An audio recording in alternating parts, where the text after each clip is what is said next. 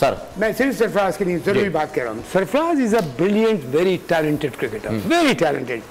रिजवान जब से टीम में आया है as a wicket keeper, as a batsman, उसने कमाल की परफॉर्मेंस है उसकी, हर मैच में नहीं तो हर दूसरे और मुश्किल वक्त में परफॉर्म करता है। दैट डजंट मीन कि आप वो ना करें। सरफराज देखिए, कभी भी किसी कंटेंडर को ना आप रनिंग से आउट मत करें।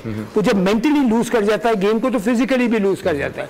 सरफराज को आप बिल्कुल रखें और इस तरह भी रखें कि यार हमारे जहाँ, मैं ऑनेस्टली आपको बता रहा हूँ कि अगर बाबर और सरफराज में स्प्लिट करते, कैप्टनसी स्प्लिट कर देते उसको, हमने जैसे शुरू में किया था, हम बनाया था उसको मिसबा को, सरफराज को हम जो लेके आए वनडे क्रिकेट में उसको डाला, वनडे के बाद हमने उसको T20 का भी बना के, तो इस तरह आप लड़के को मेंटली भी अपने साथ रख रहे हैं, प्रिपेयर भी कर रहे हैं, एज अ कैप्टन भी, एज अ प्लेयर भी, तो आई थिंक परफॉर्मेंस इंप्रूव भी करता रहता है ना। और सरफराज जैसे प्लेयर को मिस यूज नहीं करना चाहिए किसी भी अच्छे प्लेयर को।